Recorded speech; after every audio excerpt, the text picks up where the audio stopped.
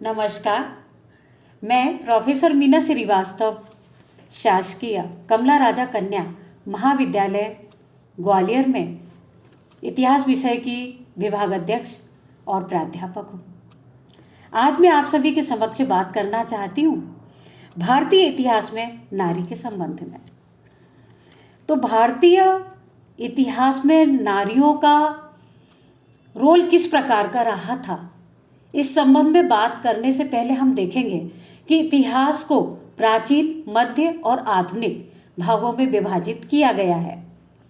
आज हम बात करेंगे आपसे केवल साहित्यिक स्रोत के बारे में, और साहित्यिक स्रोत के अंतर्गत भी केवल धार्मिक स्रोत की बात करेंगे। धार्मिक स्रोत के अंतर्गत ब्राह्मण, बौद्ध और जैन ग्रंथ प्राप्त होते हैं।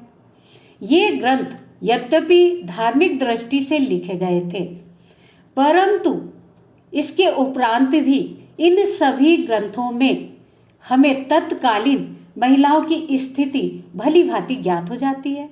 महिलाओं के क्रियाकलाप किस प्रकार के थे, उनकी स्थिति किस प्रकार की थी, राजनीतिक स्थिति किस प्रकार की थी, धार्मिक स्थिति किस प्रकार की थी, सांस्कृतिक स्थिति किस प्रकार की थी।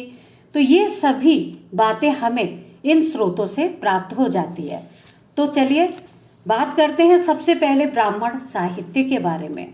ब्राह्मण साहित्य में आपको वेद, आरण्यक, उपनिषद, वेदांग, पुराण और महाकाव्य प्राप्त होते हैं, और प्राचीन कालीन नारियों का विस्तृत हमें विवरण इन ग्रंथों में प्राप्त हो जाता है।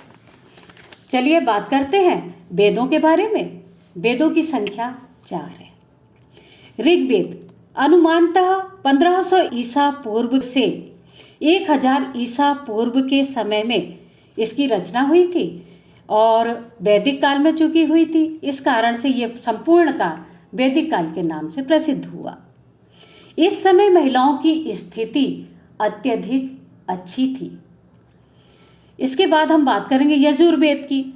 इसका रचना काल लगभग 7000 से 1500 ईसा पूर्व के समय का माना जाता है, और यजुर्वेद की रचना कुरुक्षेत्र में की गई थी, ऐसा विवरण प्राप्त होता है। इसके बाद चलिए हम बात करते हैं सामवेद की। तो सामवेद का रचना काल 800 ईसा पूर्व से 600 ईसा पूर्व के समय का माना जाता है, और इस समय को ब्राह्मण काल के नाम से भी जाना जाता है। सामवेद के अंतर्गत मंत्र लिखे गए थे, और इन मंत्रों को गाया जाता है, और इसके साथ ही हम देखते हैं कि गाने के कारण ये संगीतमय होते हैं, और इनका प्रयोग मुख्य रूप से हवन करते समय, यज्ञ करते समय किया जाता है। इनका संकलन महर्षि कृष्ण व्यास ने किया था। वेदों में अपन देखते हैं कि महिलाओं की स्थिति बहुत ही अच्छे तरीके से प्राप्त हो जाती है।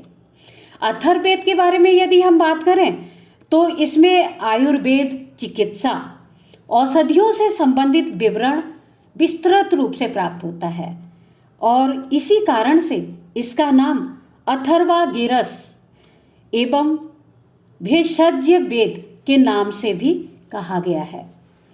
गृहस्थ जीवन के बारे में इसमें विस्तृत विवरण प्राप्त होता है। पति पत्नी के कर्तव्य क्या थे, विवाह के क्या नियम थे, मान मर्यादाएं क्या थी, इन सभी स्थितियों का विवरण हमें प्राप्त होता है। तो इस प्रकार से महिलाओं की स्थिति किस प्रकार की थी वैदिक युग में और उत्तर वैदिक युग में, यह सभी हमें स्पष्ट रूप से जानने को प्राप्त हो जाता है। अन्य धार्मिक ग्रंथों के अंतर्गत आते हैं आरण्यक, जो वन में पढ़ाए जाते थे, उपनिषद जिसमें ब्रह्म ज्ञान के सिद्धांत प्राप्त होते हैं, वेदांग जिनकी संख्या 6 है, और व्याकरण की दृष्टि से वेदांग को पढ़ना अत्यंत आवश्यक होता है। पुराणों की संख्या 18 मानी गई है, और पुराण महिलाओं की धार्मिक, सामाजिक, सांस्कृतिक और राजनीतिक स्थिति जानने के लिए अत्यधिक महत्वपूर्ण ग्रंथ हैं। इनकी रचना 5वीं से 4वीं सदी ईसा पूर्व के समय में की गई थी। अब हम बात करेंगे महाकाव्य की। महाकाव्य में महर्षि वाल्मीकि ने रामायण की रचना की थी। संभवतः दूसरी शताब्दी ईसा पूर्व के समय में यह रचना की गई थी। इसमें मिथिला की राजकुमारी सीता, अवध एवं विभिन्न भारतीय क्षेत्रों की स्त्रियों का विस्तृत विवरण प्राप्त होता है और तत्कालीन समय में क्या घटनाएं घटित हुई थी, उन घटनाओं के आधार पर तत्कालीन महिलाओं की सामाजिक, राजनीतिक, सांस्कृतिक आदि स्थिति पता चलती है। चलिए अब हम बात करते हैं महाभारत के बारे में। महाभारत की रचना की थी वेद व्यास जी ने और इसका रचना काल माना जाता है ईसा पूर्व चौथी शताब्दी का समय, जिसमें गांधारी, कुंती, द्रौपदी, राधा, सुभद्रा और भी अनेक महिलाओं का विवरण प्राप्त होता है और घटनाओं का विवरण प्राप्त होता है। उन सभी घटनाओं से तत्कालीन सामाजिक, धार्मिक और आर्थिक स्थिति का पता चलता है। अब हम बात करते हैं बौद्ध साहित्य के बारे में। ग्रंथों में त्रिपिटक ग्रंथ और जातक ग्रंथ अत्यधिक महत्वपूर्ण है। जातक ग्रंथों की जो कथाएं हैं उनकी संख्या 549 है और इनका अध्ययन करने से पता चलता है कि बौद्ध धर्म को मानने वाली महिलाओं की स्थिति उस समय में किस प्रकार की थी, उन्होंने किस प्रकार से सांस्कृतिक क्षेत्र में, सामाजिक क्षेत्र में, आर्थिक क्षेत्र में अपना योगदान दिया था। अब बात करते हैं हम जैन साहित्य के बारे में। जैन साहित्य में आगम साहित्य और भद्रबाहु चरित्र, भगवती सूत्र ये महत्वपूर्ण है। आगम साहित्य की रचना प्राकृत भाषा में की गई थी। भद्रबाहु चरित्र में मौर्यकालीन स्त्रियों का उल्लेख प्राप्त होता है।